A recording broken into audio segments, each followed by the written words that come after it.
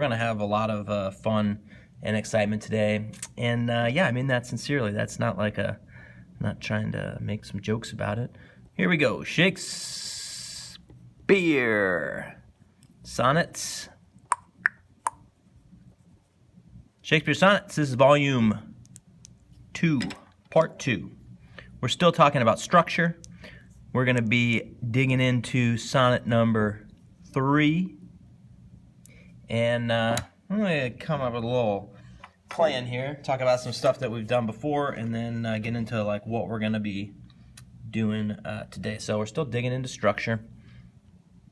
How do you build these things? What are they built of? What kind of pieces do you have? So we've got, first and foremost, yesterday's video, part 1, looked at like some basic vocabulary and basic themes. So we've done that. Talked about the dark lady, talked about the lovely youth, whatever he is or means or is a metaphor for, or they're both metaphors, or we don't know. It's poetry. We're going to get into today 1, rhetorical functions of our quatrains. Quatrains, which sometimes we're just going to call them the Q's because we're smart. Next one, we're going to be talking about the semantic turn. Semantic turn, baby, or the volta as it's known in Italian. You'll notice that like a lot of these different structures that we're talking about, they have 2 names. One of the reasons for that, let's just get into it, was we've got 2 different kinds of sonnets. There's a Petrarchian. Petrarch was a smart dude. Petrarchian or Italian sonnet. Whereas, well, not going to do it. Not going to do it. I was going to make a bad joke. Let's skip it. I'm going to make a bad joke. But I'm not going to. We got a Petrarchian Italian sonnet. Or we have a Shakespearean or English sonnet. And each of those sonnets is capable of communicating some fantastically wonderful things. They're both 14 lines, but they have some key differences. And I'll just talk about them when I'm talking about my quatrains. 1, Q1, 2, Q2, 3, Q3, and then we have right here our heroic couplet. What? You didn't call it that yesterday. You're right, I didn't, but I'm calling it that today. This is called a heroic couplet. C-O-U-P-L-E-T. So a heroic couplet is anything that's 2 lines in iambic pentameter that have a rhyme at the end with rhyming last words. Also called a coda. And we're going to be talking today about the volta and where that goes. But these things are different, and they're different in that if I overlap their structures, that's when we end up with this.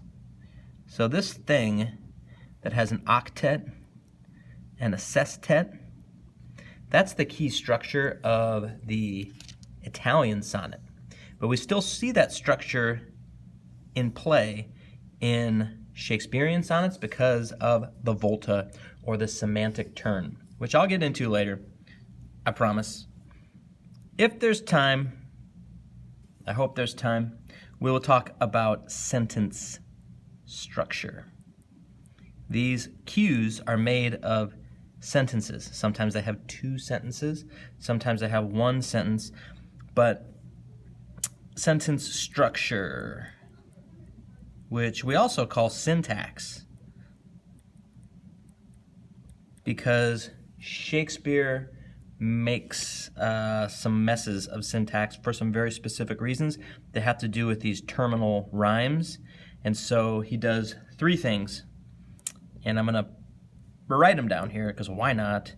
He does inversions, He does interruptions, interruptions, and he does postponements, which you once you get the hang of it, it's not really all that scary. So that is the plan. For this one, I think I'm gonna read it. Yesterday I did not read it, and I'm gonna read it because it's just poetry. It's like as good as it gets for poetry. Might as well talk about this right here too. This is an enjammed line. Enjammed line. An enjammed line has no punctuation at the end, and you just keep going. So let me just read this puppy. We'll see what it sounds like. Look in that glass and tell the face thou viewest, now is the time that face should form another, whose fresh repair, if now thou not renewest, thou dost beguile the world, unbless some mother. For where is she so fair, whose uneared womb disdains the tillage of thy husbandry? Or who is he so fond will be the tomb of his self-love, to stop posterity? Thou art thy mother's glass, and she in thee calls back the lovely April of her prime. So thou through windows of thine age shall see, despite of wrinkles, this thy golden time. But if thou live, remembered not to be, die single, and thine image dies with thee. So, rhetorical functions of the quatrains. So, in looking at a quatrain as a piece, you want to ask yourself some questions. Like, what is this quatrain for? Like, what is it doing? Like, rhetorically, is it telling someone to do something? Is it asking someone to do something? Is it, well, let me tell you about sonnets. Both Italian and English sonnets are set up to present and then answer or solve or comment on or lament or complain about the fact that there is no answer to a problem. Present and then answer a problem is what you're going for. So when you're reading the first quatrain, you ask yourself, okay, so what's the problem here? Is there a problem? Look in thy glass. Well, a glass is a mirror. All right. We'll talk about words later. Look in thy glass and tell the face thou viewest, now is the time that face should form another. Here's a key to reading this line. Now is the time that face. Look in thy glass and tell the face thou viewest, now is the time that face should form another. So it seems like, so first of all, this Q1, I'll write about it down here a little bit. Hopefully I remember to move my paper up and down. I mean, that could be a real problem. So, I mean, I'll just do the best I can. But Q1, like what's going on in Q1? Well, in Q1, it seems like the problem, well, so first of all, it's the imperative. So this is the kind of word you want to use, imperative command. So someone is being commanded. Who? That's a question. It's a question you want to ask. Who is being commanded? Someone's being commanded to do something. Look in thy glass, look in your mirror, and tell the face thou viewest. Now is the time that face What face? Oh, that face, the one you're looking at in the glass. That face. Oh, okay. The face. Well, it's your glass. So looking at your own face, you need to tell. So what are you doing? You're being told to tell. That face, thou viewest, now is the time, that face should form another. So you can see that even though I'm talking about what this first half of Q1 is all about, I've already gotten into problems and complications that are related to another color. This is good right here. Thank you. I think it's good. So good, I'm going to use my green color right here. Green's for good. Because right here, we've already gotten into problems that have to do with sentence structure and syntax rearrangements. So I'm going to point right here because we had to untangle that about 5 different ways before we could figure out what this is saying. All the pieces are there, but they're in a different order. Why? So I'm going to take a little diversion. So I'm going to write it down. Why so tortured? That's an exciting way to say it, I think. Why so tortured, you syntax? You syntax of that sentence. Why are you so tortured? Well, because tortured syntax gives Shakespeare exactly the rhythm and emphasis for the different words that he wants. Look in thy glass and tell the face thou viewest. So, like, what words are emphasized? Tell, face, viewest. Now is the time that face should form another. So what that allows him to do, and this is the easy way, is to say it really has to do with the relationship in the whole cue. So now I was just talking about the first 2 lines, but if I talk about the whole cue,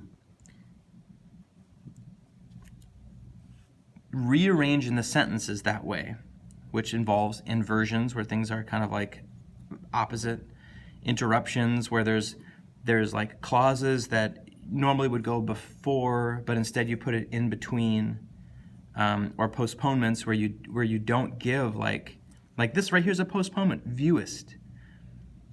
Look in thy glass and tell the face thou viewest. Like, wouldn't we say something like, look at yourself? Like the most important, like we tend to put what's important at the beginning of a sentence. Look at yourself. But this is like yourself in your stuff and your face. Look at. But what that does is that, well, it makes that word sing, put it as the easiest way I can, and it emphasizes that word, that view, so that of all these different words, which are beautiful and carefully selected, viewest has more power. And it also has more power in conjunction with the word that it is rhymed to, which in this case is renewest. So now we've got some real magic happening on about 17 different levels at the same time. And you can see how when you start talking about one, you automatically open up the other one. Because what did I start talking about? I started talking about, what's Q1 about? It's an imperative command to who? We're not sure. It's, infer. We can think about it. This is sonnet number 3. The pronouns, are there pronouns here that refer to a man or a woman? Those are the kind of things we're looking for. We see pronouns thou, thee, thine, image. But see how like there's just resonance. Like it's like the whole sonnet is singing and resonating together. Viewest, renewest, image, what you see, what you can see. Whose fresh repair, if now thou not renewest. So this is a tough line because you're not sure what repair means used that way. This is key. There are only 11 words used in all the sonnets that are no longer part of the English language. But what you frequently have, and I'm getting ahead of myself because I'm talking about words, is words that are used in ways that you're not familiar with. So sometimes it's uses of words that are no longer common, or they're just uses of words that are like obscure and unusual, because these sonnets have been so powerful through history since 1609 that like we've kept these words in our language because they're in the sonnets, partially. So what else is going on in Q1? We got imperative command, who? Look in thy glass and tell the face thou viewest, now is the time, now. So there's a comparative command to do something right now, to tell that face thou should form another. Okay, so that's the question. How do you form another face? Is there something wrong with my face? Is it because I'm ugly? Is it because I don't know? I'm not sure. But it seems like that's like my statement of the problem. Okay, so we got some kind of problem here. Something's going on. So the problem is that what you need to do is look in your face and say, I should make a different one. Whose fresh repair, well, okay, so here's a pronoun. I'm getting ahead of myself again, but pronouns are so huge. I'm just going to write it as pronouns are so huge. They are incredibly important, okay? So I'm going to write right here, pronouns are huge. Pronouns are huge, like that, with it just like that. Pronouns are huge, because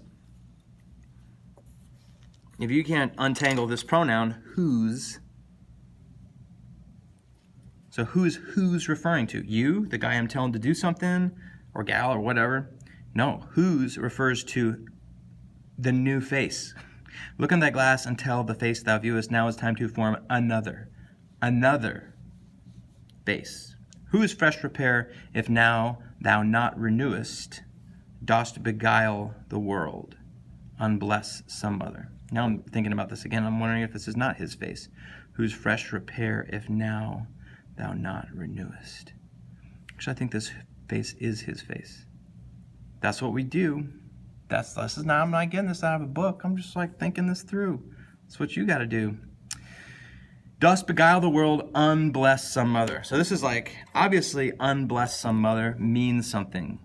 Like, it's like, because where is it?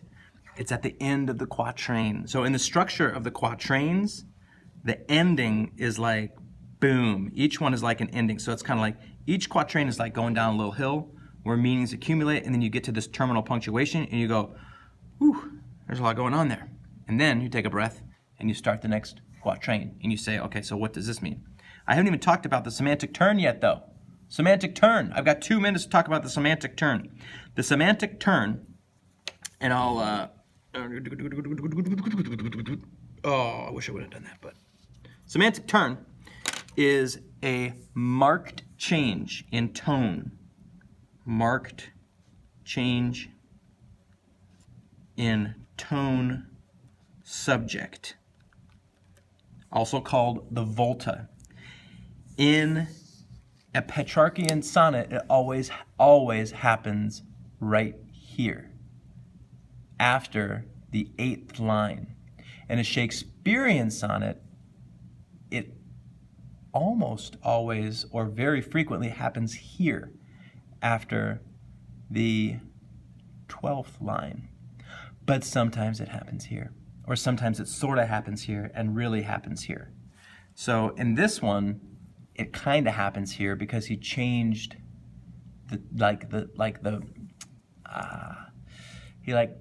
it's a turn. So it's called a turn, a semantic turn, a change in focus, tone, feeling, emphasis. And so that's what you want to look for when you're unpacking these. All right, so what do we talk about? We talked about rhetorical function of quatrains. They're different. Sometimes they're asking, sometimes they're telling. Usually they're setting up a problem. Maybe sometimes Q3 starts to work towards a solution. Maybe you don't get to the solution until the heroic couplet. Maybe the solution is just a feeling of despair because of Shakespeare poetry. I don't know. We got the semantic turn, or the volta, which is a marked change. This, and all of this has to do with meaning, like the full meaning. Sometimes there's a reversal. sometimes like it seems like you're going in one direction and then you hit this volta, which is usually, they think of it in terms of like happening between here, because it's like it's a thought process, you know? We're seeing a thought process, a crafted thought process, and then there's like some thought that happens right here, and then bam, the volta is like, oh, I didn't realize that the thing that I thought I was thinking was actually, oh man,